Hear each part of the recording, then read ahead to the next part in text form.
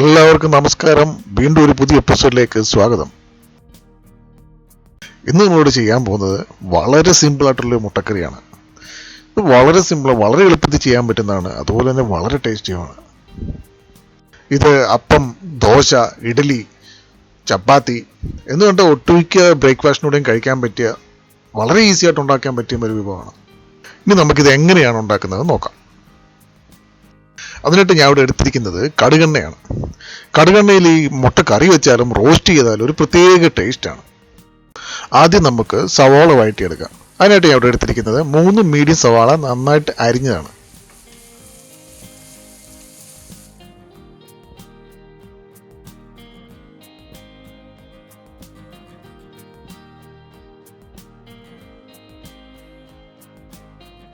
നമുക്ക് സവാള നല്ലോണം വഴണ്ട് കിട്ടണം. അതിനിടെ സവാളയ്ക്കകത്ത് ഒരു ശക്കല ഉപ്പ് ഇട്ട് ഒന്ന് അടച്ചു വെച്ച് വേവിക്കാം.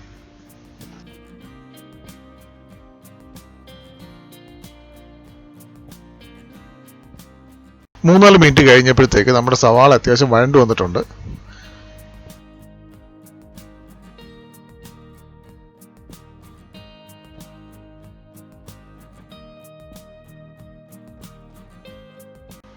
ഇനി നമുക്കതിലേക്ക് അരിഞ്ഞു വെച്ചിരിക്കുന്ന ഇഞ്ചിയും വെളുത്തുള്ളി ഇട്ട് കൊടുക്കാം. ഇഞ്ചിയും വെളുത്തുള്ളി ഒന്ന് 1 മിനിറ്റ് ഒന്ന് നമ്മൾ ഇളക്കാതെ തന്നെ ഇട്ടേക്കണം. അപ്പോൾ അതിൻ്റെ ഒരു പച്ച മണമൊക്കെ ഒന്ന് മാറി ഒന്ന് ചെറുതായിട്ട് മൂക്കുന്ന മണം വരും.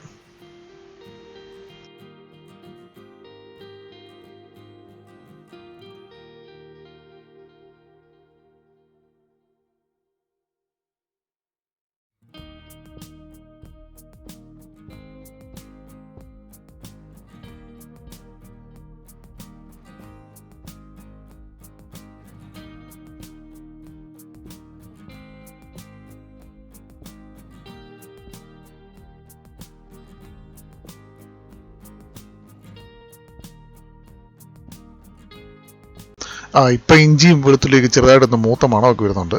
നമുക്ക് അതിൽ നിന്നൊന്ന് ഇളക്കി കൊടുക്കാം. എന്നിട്ട് അതിലേക്ക് ശകലം കറിവേപ്പിലയും പച്ചമുളകും ഇട്ട് നന്നായിട്ട് യോജിപ്പിച്ചെടുക്കാം.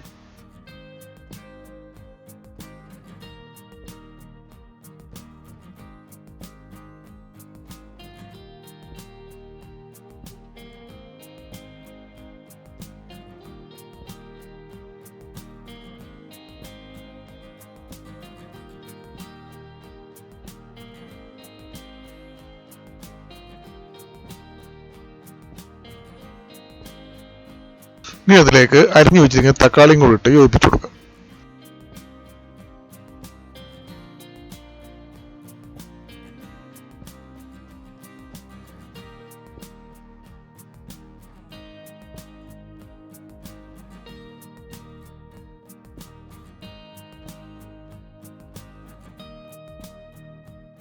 കറിക്ക് ആവശ്യമുള്ള ഉപ്പും കൂടി ചേർത്ത് കൊടുക്കുക. ഇപ്പം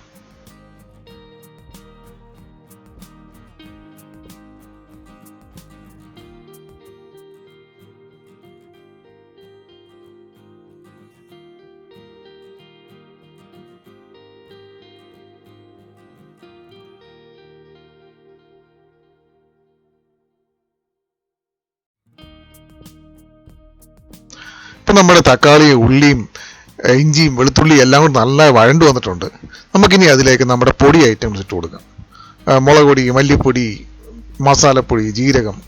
ഈ മുളക് പൊടിയും മല്ലിപ്പൊടിയും ഞാൻ നേരത്തെ ഒന്ന് ചൂടാക്കി എടുത്താണ്, അതുകൊണ്ടാണ് ഇപ്പോൾ ഇട്ട് കൊടുക്കുന്നത്.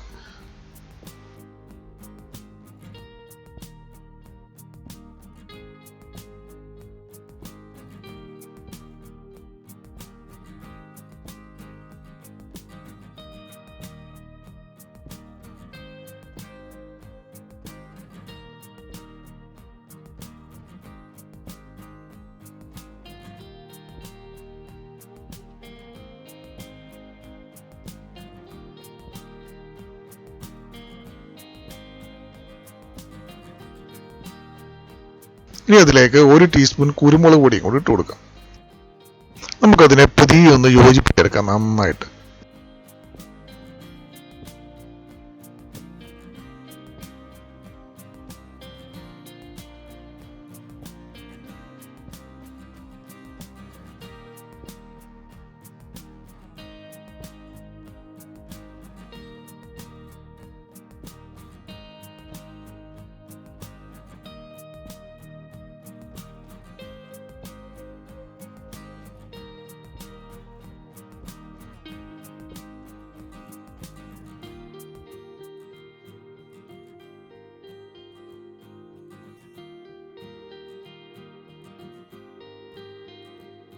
ഇനി നമുക്ക് ആവശ്യത്തിനുള്ള വെള്ളം ഒഴിച്ചു കൊടുക്കാം. ഞാൻ ഒരു 3/4 കപ്പ് വെള്ളമാണ് ഒഴിച്ചു കൊടുത്തിരിക്കുന്നത്.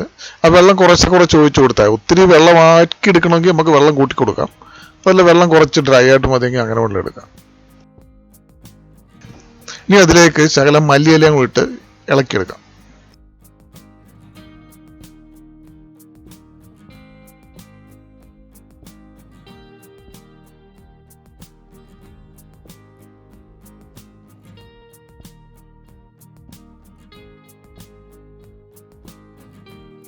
ഇപ്പം നമ്മുടെ എല്ലാ മസാലയെല്ലാം നല്ലതായിട്ടും തിളച്ച് വന്നിട്ടുണ്ട്. നമുക്കിനി അതിലേക്ക് മുട്ട ഇട്ട് കൊടുക്കാം.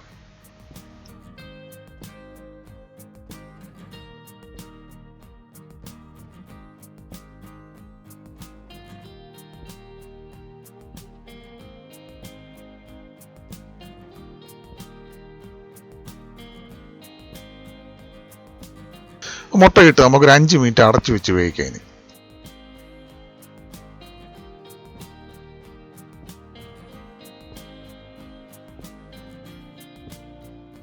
നമ്മുടെ മുട്ടക്കറി ഇവിടെ റെഡിയായി വന്നിട്ടുണ്ട്.